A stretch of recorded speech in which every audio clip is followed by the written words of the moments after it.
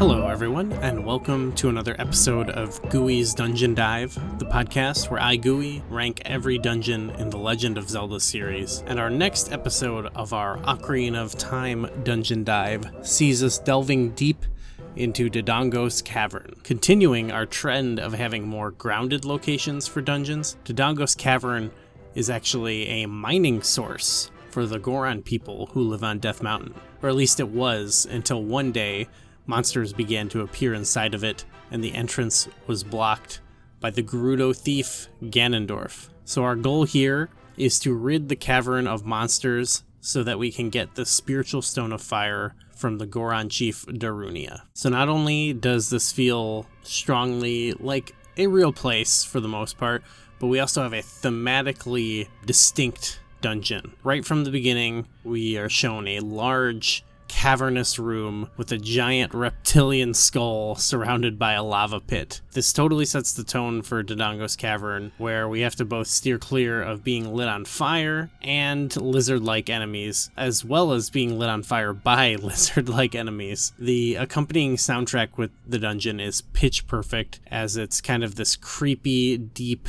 hellish, droney song, and then these occasional stings in the track that almost sound like some scaly monster is just around the corner, and they typically are in this dungeon. From a navigational standpoint, this dungeon is actually pretty simple. It mainly revolves around this one giant room that I mentioned, but this game has you looping back around to this room from side rooms, back to this room from a different area a few times over. The path through is fairly linear, honestly, but zigzagging in and out of this room does make the dungeon feel larger and more complex than it really is. There's a small step forward here in terms of difficulty. We learn more about pressing and holding switches down. We encounter new and slightly more difficult puzzles to do with lighting torches, firing the slingshot, and a little bit of platforming. And of course, enemies are slightly more aggressive here, but they're still pretty manageable. It's not the most complex fighting, but it's definitely a step up from some of the stationary enemies in the Great Deku Tree. Now, the major puzzle in this dungeon also involves the key item of this dungeon, which are the bombs. Now, even before we have them in our inventory within the dungeon, we are bombing this dungeon from start to finish through use of the Goron special crop, the bomb flower. We have to bomb the boulder blocking the entrance to even enter the dungeon, which is kind of a very cool cinematic. And of course, there are a few enemies in here that have to be killed with bombs, and we also see the return of cracked walls. In the case of this game, very suspicious cracked walls that have to be bombed in order to progress. There's a couple pretty cool memorable moments in this dungeon involving bombs. There's one where you blow up a bunch of bomb flowers to knock a staircase down, and there's a little cutscene. The puzzle is quite simple, but the moment itself is really cool. And the other memorable moment comes from what I consider to be this dungeon's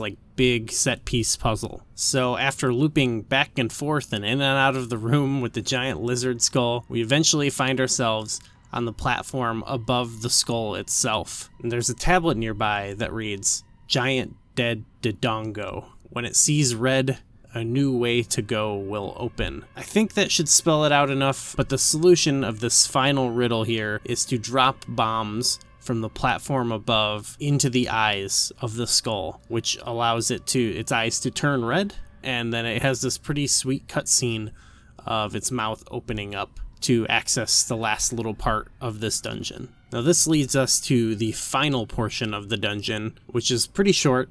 We loop around once more in a new area though, and it leads us right to the final boss of the dungeon, the infernal dinosaur King Dodongo.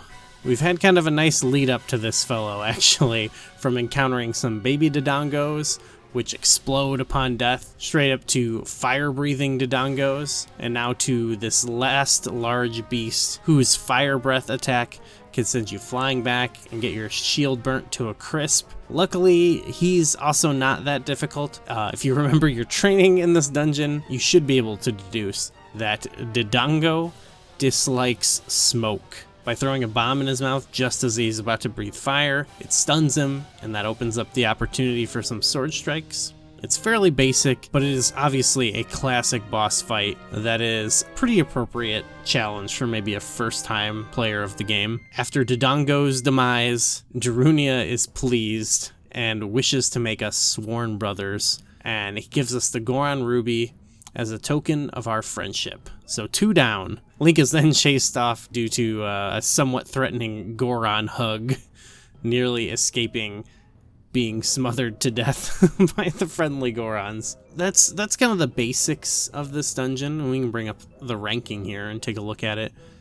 I gotta say, this is you know, a classic game with pretty much all classic dungeons, but I'm kind of mixed on this one. I don't think it's bad by any means. I mean, I think most of these dungeons set a pretty high bar, but there's a couple things I don't love. I don't love that layout of it's very linear, which I don't necessarily have a problem with. Obviously, there's plenty of linear dungeons I've ranked somewhat high. I said previously in a previous video that this reminded me of a 3D version of the Eastern Palace from A Link to the Past, and I think that still holds, though I think in Eastern Palace you have some slightly more involved side-tracking areas to get stuff like the map and compass, whereas this, a lot of that stuff's kind of right there, and some of the like offshoot rooms are just one room, and so it's really like hard to get lost in this dungeon. Not that I think with the second one you necessarily need to, and not that every dungeon needs to be non-linear, but it's a little bit less exciting to me. Like, it is cool how they weave you in and out of this big room, and like in one room where you fight the Lizalfos, later on you're above that room fighting them again in a different room, but you can look down below and see them. You can look down below and see the previous room you were in fighting them, and that's kind of neat, but it really doesn't add much to the exploration necessarily. It's more of like, oh cool, look at that. Kind of lukewarm on that sort of layout of like, look, you're weaving back into the room. I like interconnectivity. I think that's honestly very good. Like, I think dungeons should, not all of them, but I think a lot of dungeons should do that, but I think there's more interesting and challenging ways. Now, that being said, this dungeon still, too, like I was saying, is kind of slowly getting more difficult. The game is. So, you know, this isn't much more complex navigationally from the Great Deku Tree, but it's a little bit longer.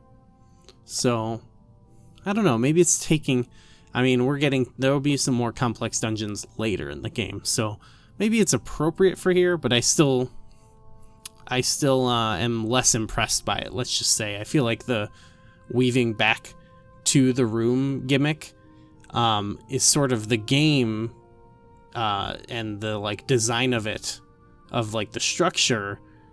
That's the impressive part, but it doesn't make me necessarily feel impressed or like clever for getting up there, if that makes sense. It feels like more like the game did it for me. I don't know, it's kind of hard to describe. But on top of that, I will say, maybe even bigger than this, I'm less impressed by the bombing. I think we kind of perfected bombing puzzles, which are quite simple and novel in A Link to the Past and Link's Awakening, with kind of giving you some cute little hints on areas you need to bomb, and then you have to deduce, like, okay, I gotta get to the other side of this wall, or, you know, something like that. I think it shows actually a strength that 2D games sort of have over 3D games, with being able to see some of that top-down view in terms of the bombing, at least. Whereas in this, it's never, I don't know, it's never that clever of a bombing you have to do. It's some big, very obvious cracked wall, or the staircase thing. I think they could have made it more worth it, honestly. I think it really shows, I should say, in that final puzzle of bombing the Dodongo eyes. I think it's just like weird that they put the sort of stone beak hint for it right there, and you've been bombing the whole time. Like, I there's definitely cases of people not getting that puzzle, but to me it's a little too obvious, a little too on the nose. I think what I would have done, honestly, is, first of all, give us a little bit more depth to some of the offshoots that would contain the map and the compass. Maybe a couple extra rooms or something, just to kind of like, not trip you up, but make you question the layout a little bit more, even though you could still keep that linear progression. And then what I honestly would have done is moved that hint block, the hint stone for that big last puzzle of the Dodongo eyes, to somewhere else in the dungeon. Kind of like we mentioned with the stone beak, how it kind of acted as a key in Link's Awakening to knowledge. Even though you don't have finding the stone beak in this to act as sort of a key, you could find this tablet somewhere else in the dungeon, and the trick would have to be remembering it for later, because it is a bit more on the nose than like what they ask of you in the Deku Tree for breaking the webbing, for example. There's like a couple hints at it, but there's nothing basically telling you to. And this is worded a little bit mysteriously, but not really, I don't think. Because the act itself, to me, is, I don't know, it's a little less impressive after doing the falling in the Great Deku Tree and smashing through the web. Now this is, you're dropping two things from a higher level. I don't know. It's just not the best that it could be for me. So, again, I think this is a good dungeon. I think it's an appropriate second dungeon, which sometimes don't always have the best favor from me. But I definitely am less impressed by it than inside the Deku Tree, for example. It's honestly not one... It's a dungeon I like, but I don't love. I did compare it to the Eastern Palace, and I honestly think I would rank it below that for starters. Granted, it's got a bit more thematicness to it. We've got the original music for every dungeon that A Link to the Past doesn't have, but I just find playing the Eastern Palace, as simple as it is, more satisfying. So generally, for starters, I'm going below that. And I even think, honestly, I even like Bottle Grotto just a bit more than it as well, even though I kind of had my gripes about that. I think there's still a little bit more interesting navigation going on. I think the hint puzzle in that with the 3 enemies, even though it's kind of weird, I do like that a little bit better. I'm just as not excited really about the dungeon item in that one, but I think it's a little bit more appropriate there, though. I don't know, I'm kind of on the same on that, but overall, I think Bottle Grotto, I gotta put it above Dodongo's Cavern. And then the snake, it might be where I stop. I do really like the snake, and I honestly kind of like the idea of having Dodongo's Cavern just above the snake and the little lizard for a little reptilian trio. I kind of don't want to break them up. The snake is also it's pretty simplistic, I would say, though it does have you going in one offshoot to get the dungeon item. But other than that, it's pretty straightforward, pretty basic stuff there. Cool mini bosses compared to this.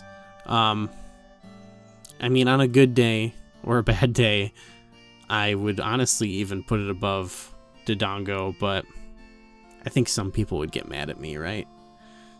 Yeah, I don't know. I'll keep it above. I'll keep it above the snake. So, yeah, similar. Maybe. I don't know. Maybe I have a bias against second dungeons. What do you think about that? Because I always give these first dungeons quite a good rating, and then I'm less impressed by their followers. Maybe it's because I like a good intro, I think even that's how it should be. Like, the first dungeon should be like, wow, and should really get you hooked, and then you can kind of slow it down with the other dungeons and build back up to another crescendo. I don't know. Let me know what you think. Is this kind of a conspiracy theory that I have going? So yeah, that's where it's gonna be. Where it's gonna be down there below Bottle Grotto. No offense.